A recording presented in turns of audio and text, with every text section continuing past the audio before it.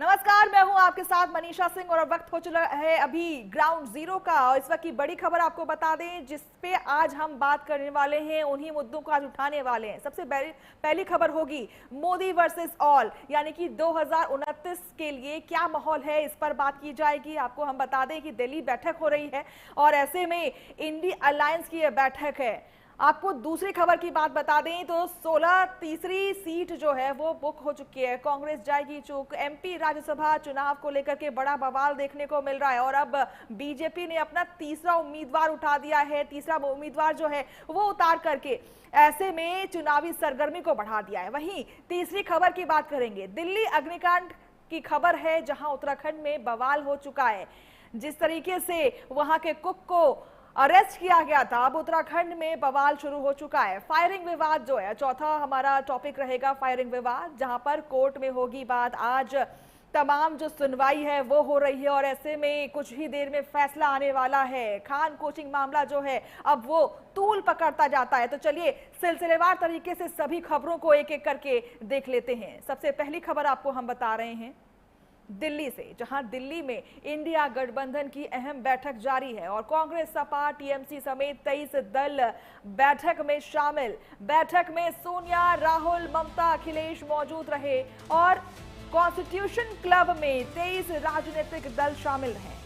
India गठबंधन की बैठक से डीएमके, आम आदमी पार्टी का किनारा देखने को मिल रहा है। बैठक में मल्लिकार्जुन खड़गे, राहुल गांधी, ममता बनर्जी शामिल और अभिषेक बनर्जी, अखिलेश यादव, तेजस्वी यादव भी मौजूद रहे। विचारधाराएं अलग हैं पर देश के लिए हम एक हैं, ये तमाम बातें वहां पर कही जा रही हैं और इसका नारा दिया जा रहा है। आगामी राजनीतिक चुनौतियों और समन्वय पर गंभीर चर्चा की जा रही है। गठबंधन को और मजबूत करने के लिए जुटे दिग्गज नेता, कुछ सहयोगियों की गैर मौजूदगी भी देखने को मिली, बावजूद इसके एकजुटता का दावा किया जा रहा है।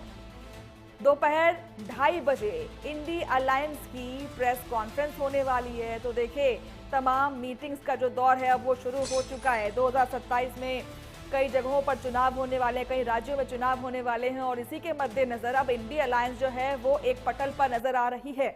ऐसे में तस्वीरें हम आपके लिए साझा कर रहे हैं, जहां तमाम जो मिनिस्टर्स हैं, जो डिफरेंट दल के आए हुए हैं, वो सारे मौजूद हैं और यहां पर चर्चा की जा रही है कि किस तरीके से भाजपा का या फिर हम कहें जो अभी करंट गवर्नमेंट है उसका किला किस तरीके से ढाया जाए, उस पर राजनीति या फिर उससे रणनीति की बात की जा रही है। लेकिन बंधु राष्ट्र बने, हमारी कोशिश होगी बंधु राष्ट्र बने। बंधु राष्ट्र बनाने के लिए हम लोग आगे बढ़ेंगे। जहां से चल के आए हो यूपी में तो आप देख ही रहे होंगे क्या हो रहा है। अब तो महिलाएं भी नाराज हैं इनसे। डीबीटी के नाम पे जो अकाउंट में पैसे भेजे थे, अब सुनने में आ रहा है एफआईआर दर्ज हो रही है। जब वोट चाहिए था तो पैसे दे रहे थे। इसलिए आज जरूरी है कि लोकतंत्र के मूल्यों को बचाया जाए।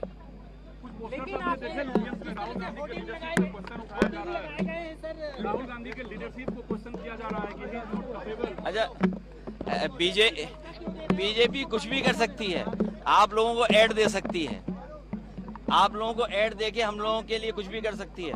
और नकारात्मक प्रचार के लिए जितने 1000 करोड़ रुपए बीजेपी खर्च कर सकती है, दुनिया में किसी दल ने नकारात्मक प्रचार के लिए खर्च नहीं किए होंगे पैसे। तो देखिए तमाम जो बड़े नेता हैं विपक्ष के, वो इस वक्त दिल्ली में मौजूद हैं और इंडी अलायंस की मीटिंग चल रही है और ऐसे में तमाम जो रणनीति है उसकी साझेदारी देखने को मिलेगी। और इस खबर पर ज्यादा जानकारी के लिए हमारे साथ स्तुति पाठक जुड़ चुकी हैं। स्तुति, देखिए बड़ी मीटिंग आज हुई है, क्या कुछ इससे निकल करके सामने आ रहा है? स्तुति,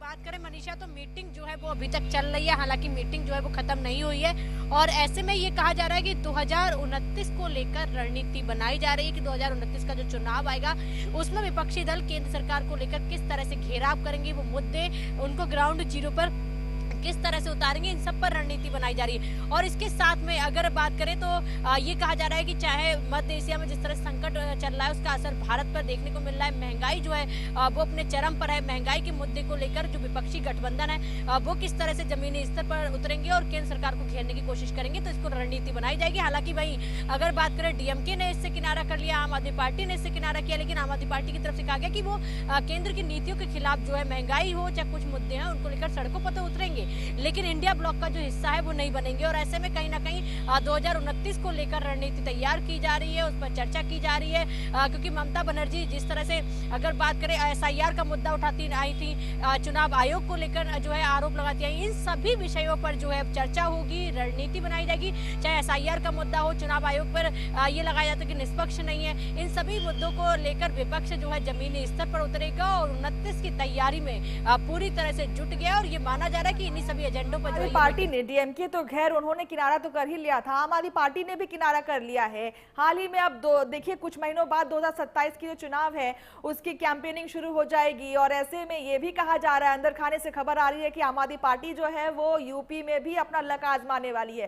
तो क्या ये देखा जा रहा है कि आम आदमी पार्टी सपा के खिलाफ खड़ी होती हुई नजर आएगी?